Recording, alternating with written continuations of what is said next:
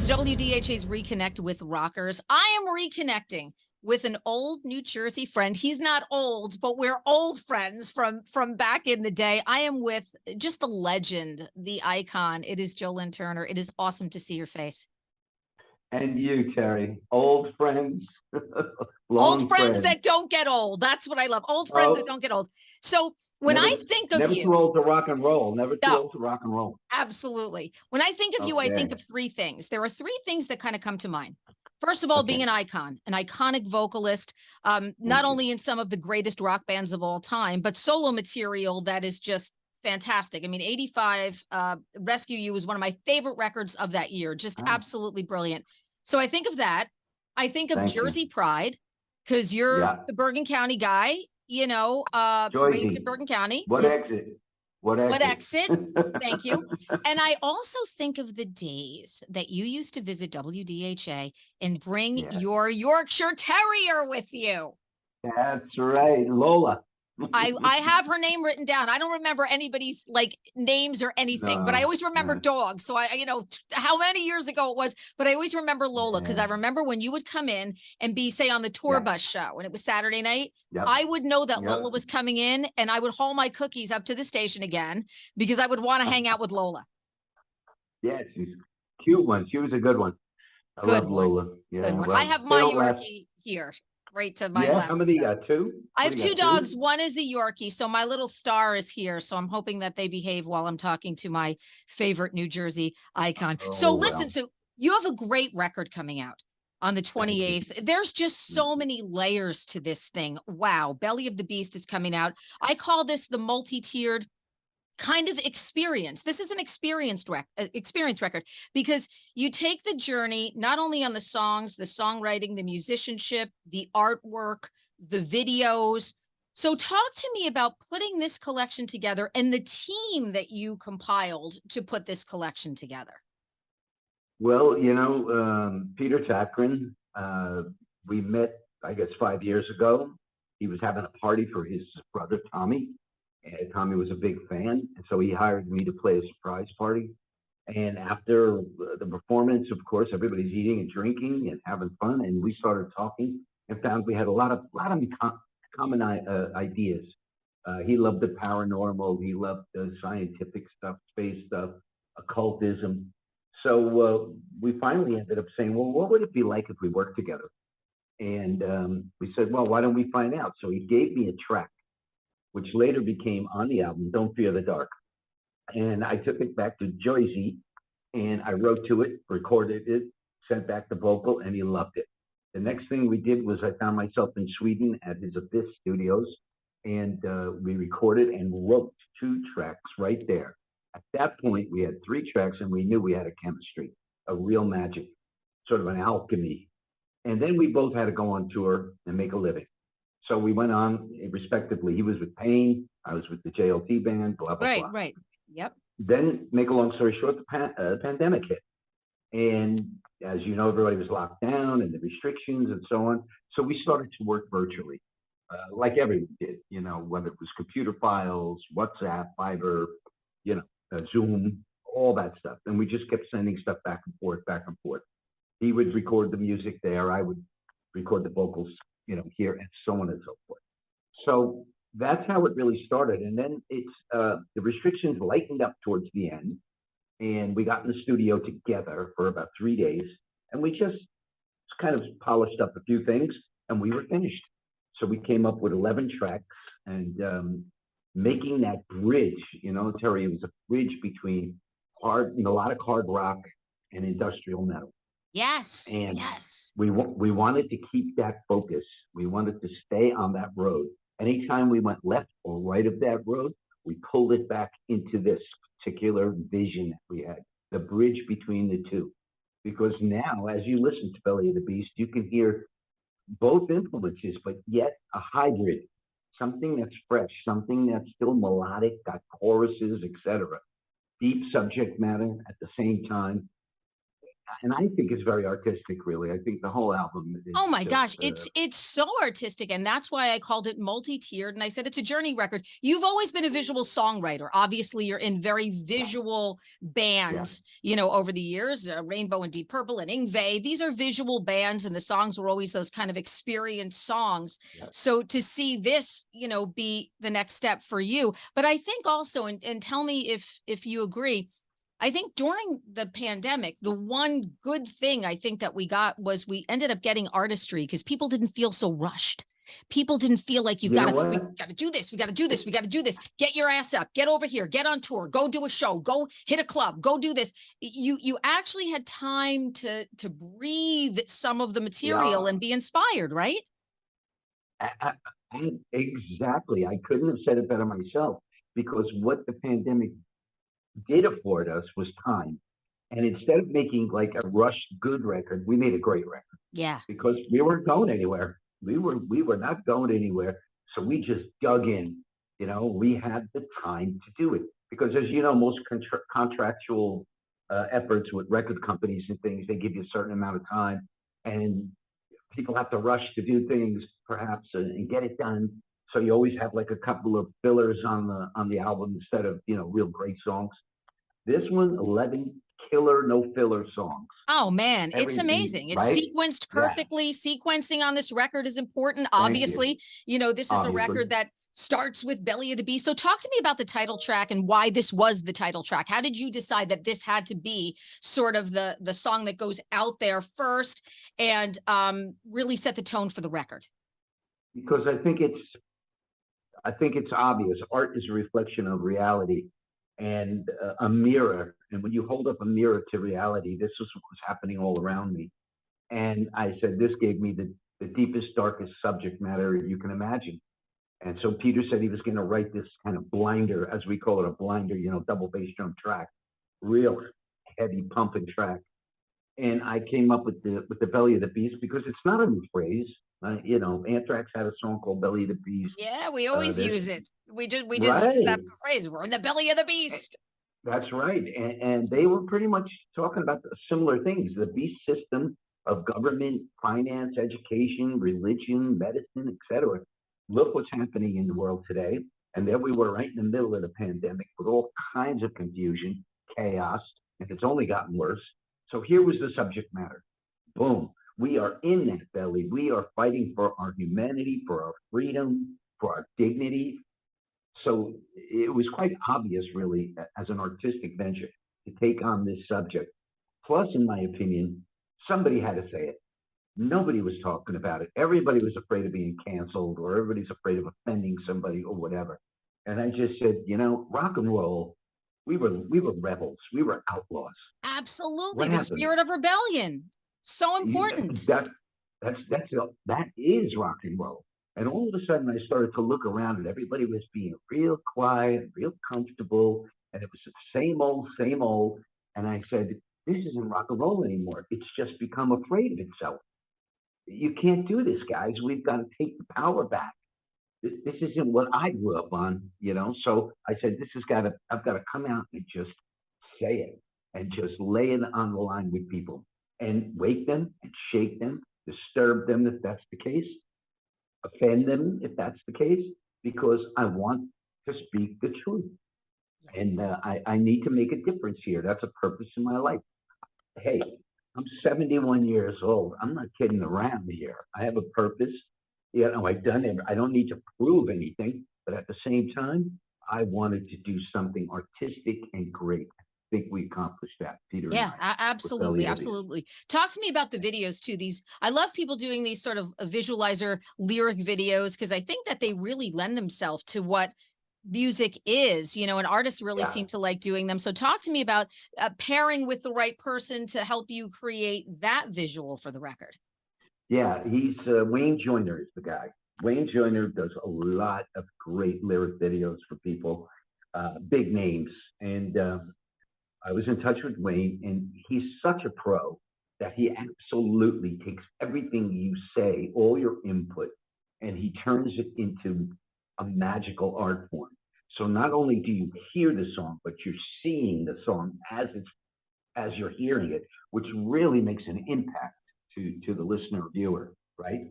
Oh, So yeah. Wayne was working with me on this, and I said I offered a few ideas, but he caught on real quick because we are again of the same mind, and I found a real friend and brother there because we started talking about things even that didn't pertain to the video, but at the same time pertain to the world.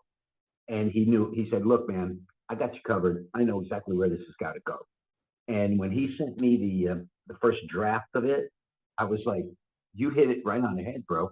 Let's just tweak this. Let's tweak this, and we're off to the races." And I think it's an outstanding video for Belly of the Beast. Oh, And he yeah. did pretty much this. Now that's a lyric video, Terry. That's the lyric video. What we call Black Sun is a static video. Yeah, that video, I was watching that one last night. That video it's incredible. It's very, very intense. It is, and simply because he's using almost a static video is pretty much the same image, a similar image all the time. It's not bam, bam, bam, bam with different visuals, but a static video. So he used the same image, but the image is so powerful of the sun and what's happening and the graphics that he uses behind it and all. He's really made more out of it than just a plain. And even though it was the same visual graphic, I kept feeling like I was seeing different things when I was watching it. It was so strange.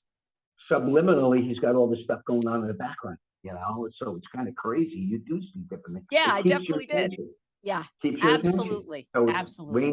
Wayne Joyner's the guy. So we're pretty much going to work on these type of videos for almost every track on the album since he said, "Look, man, I'm there. I'm a little to know you're a big fan of mine," so we got on just famously. But more importantly, we're like bros now.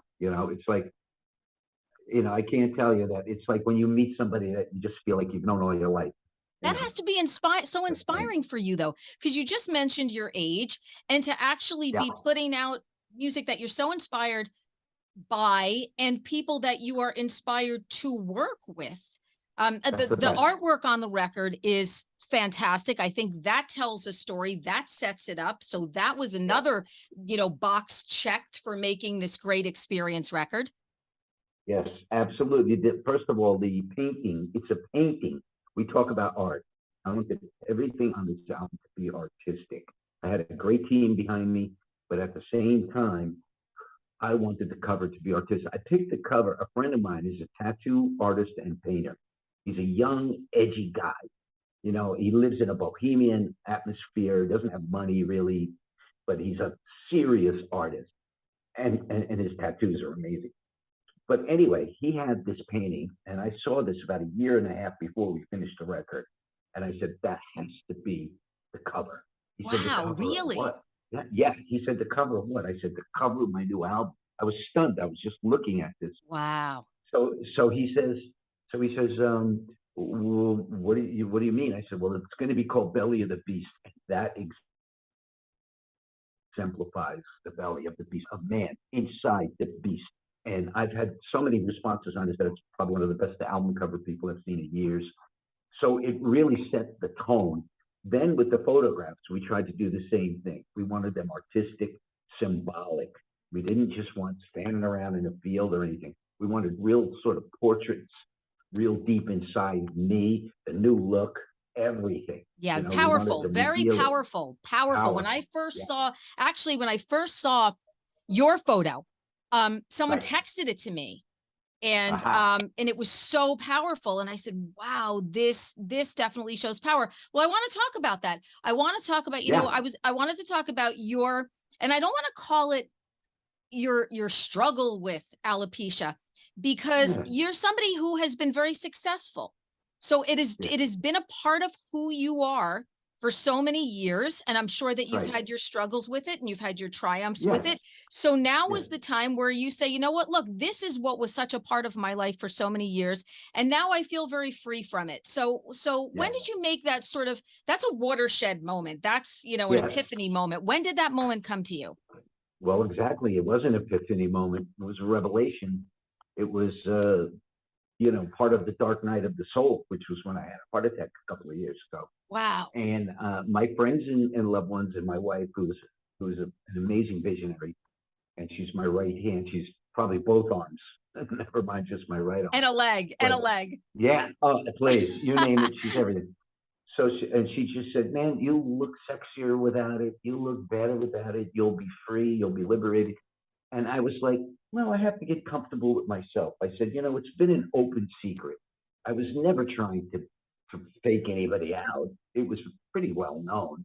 So it wasn't about that." But to make a long story short, the industry back then was all about hair. Okay, Oh, hair, hair, please. hair, hair, Yeah. hair. Yeah. And Hmm. here comes this young boy, looking like this and going, and through no fault of my own. And I go, "Well, look, it's all about hair. How am I going to be accepted into this community? But you've got to at least stay inside." So I started wearing the hair pieces, the wigs, call it what you want, and playing rock and roll. And it's working, and people knew about it, but it was really theater. For example, Kiss makeup, wigs, Slipknot costumes, makeup. I mean, how many bands out there have this getup? It's all theater. Style So I can, sometimes is over substance, and sometimes when you get style and right, substance, it's a great combination, but that's what it is. It's yeah, entertainment. And when I think of Rainbow, you, to me, as many phenomenal vocalists that were in that band, of course, yeah, they Ronnie and were, Graham Bonnet, yeah, but you were the most successful singer in that band because at the yeah, time those were the only Rainbow videos I remember seeing on MTV, and that was all you. yeah, That was, and it was funny because I talked to a friend of mine and I said, "Oh, I have Joe Lynn Turner is going to be on Reconnect with Rockers with me this week," because we were just, such fans of yours, back in the 80s. right, And she said to me, "Oh, he's still so beautiful." And I mean, so when you talk about how, that was the image, that was the image for everyone. yeah. Yeah, and so I never understood what a big deal it was, with or without, but now everybody seemed to look at me and say, "Now you look like an icon. You have a brand, and you're brave and courageous." And I don't know if you saw Graham Bonnet's post, but he was I amazing. did. I saw that at the beginning of that. Yeah, when you just started talking about the record and everything, Yeah, he was phenomenal. And it wow, is true. It's brave. But when I look at your face, I see you. Like it doesn't. yeah, I don't think hair, no hair, anything like that. I see you. I see you. I see Joe Lynn Turner's face. I could recognize you from 10 miles away. I hear the there voice. you I hear go. the little bit of hack and sack in the voice. And Oh yeah, that's what I see, and that's what I feel. So I have to talk to you about a rumor that I always heard, and I never had the opportunity to ask you this as long oh, as here I've we known go, you. here we No. go. Were you asked to join as many bands as I thought you, as I've heard? Because I remember back in the day, like, Yeah, oh, Joe, they wanted Joe and Foreigner, and they wanted Joe and Bad yes, Company, and they wanted Joe. Were you yes. asked to join like every band? Well, not every band, but Bad Company and Foreigner for sure. Wow. And all at the same time that Purple came in. It was really astounding because it was like, I was doing all kinds of background work, Michael Bolton, Cher, Yes. you name it. I can go on and on. Even Don Johnson. So, it was pretty crazy time. Plus, I was doing Michael Bolton turned me on to Jingle. So I was doing TV advertisements, very lucrative business back then. It Yeah. Oh, really was. yeah. I love Michael for that. Thanks, baby. Yeah. Um, make a long story short, I got a call to come and audition for Foreigner because Graham was upset about a whole bunch of things. I call it the "Say You Will" days. It was right around that track, that when Yeah, I "Say You Will" remember was that. out. I actually like that record. Very polished, but definitely a Yeah. turning point for the band. Yes. Yeah. Yes. So obviously Mick and him, he was clashing a bit.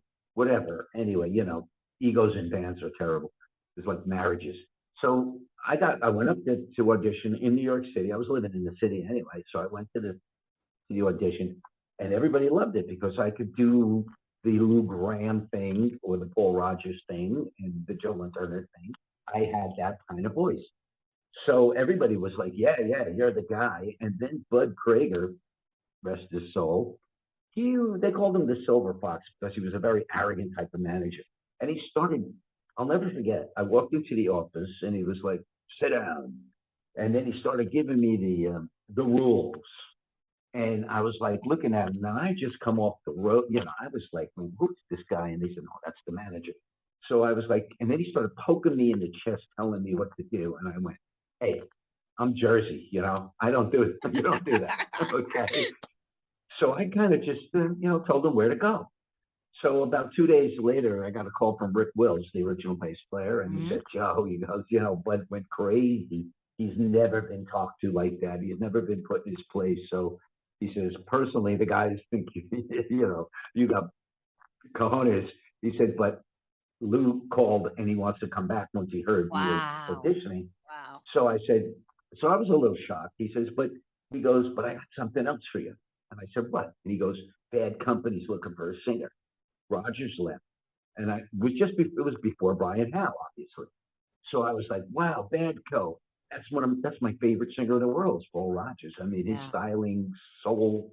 So anyway, I'm on top of the mountain again, and I'm ready to call Bad Company. And I get a call from my old road manager from Rainbow, who was road managing Deep Purple. And I'm like, what the hell the universe is smiling on me. That is so anyway, wild. Wild story. And they asked me to go up to Vermont, about a 4-hour ride from Jersey. I went up there into an old abandoned, they like to do this when they rehearse, an old abandoned ski lodge, smelled like cigarettes and beer. And there they were playing. I jumped in on singing and jamming, and that was the rest was history. Wow. So what a period of time. I remember seeing you at Radio City Music Hall on that Deep Purple tour. It was an amazing, amazing, amazing, amazing show. And I am so happy for you because I think, first of all, I think we need a record like this. I think that, there are these young generations and people like, oh, young people aren't inspired by new music. Look, I worked in radio for a long time. Young people are inspired by music. And I think these kinds of records, the records like that I grew up visually experiencing, whether they were an Iron Maiden record or a Rush record, these are important records to keep making for not only the generation like us who love those records, but generations coming up. So I am so happy and inspired that you put together Belly of the Beast. I think it goes across the board. In other words, what we figured was with that bridge between these two styles, that we've got a lot of formats that we can cross. It's melodic, it's got hooks, it's tough, it's metal, it's hard, it's young, it's older, rock, whatever you want to do, it's there. Yeah. It has all the content that we could possibly ask for. So I think there's a lot of young fans that'll pick up on this, and if they didn't know who I was, they're going to know who I am now. One of the greatest, most iconic vocalists in rock music is you. Thank you. Well, it's you, you know that, don't you? Yeah, I guess so. I never put too much faith in that kind of stuff, but I just keep putting one foot in front of the other, and trying to do work and my purpose in life. And it's nice to have those kind of titles behind you, legend and all that. But thank you. It's an honor. But at the same time, I'm just Joe from Jersey. Joe from Jersey. And we're claiming you, by the way. We're claiming you for our very own. So there you go. You're our Jersey icon for sure. Look, you can take me out of Jersey, but you can't take the Jersey out of me. Will you come by and see me this year? Will you come by the station and see us this year, please? Absolutely. Are you kidding? I know you so long and so well, and everybody there, please give them my highs and hellos and my respect and my love. And thank you for everything you've always done and will do. You're beautiful. I love you. I love you. And thank you for a great, beautiful, amazing record. As I said, every box checks off on this one. And it's an experience and a journey that I want all of our listeners to take. Belly of the Beast, Joe Lynn Turner. Thank you so much, my friends. Be well. Thank you, Terrie. God bless. Later. Love you. Love you. WDHA's Reconnect with Rockers is powered by Karis Lock Company, your full-service locksmith, and Dover Dodge Chrysler Jeep Ram on Route 46 in Rockaway.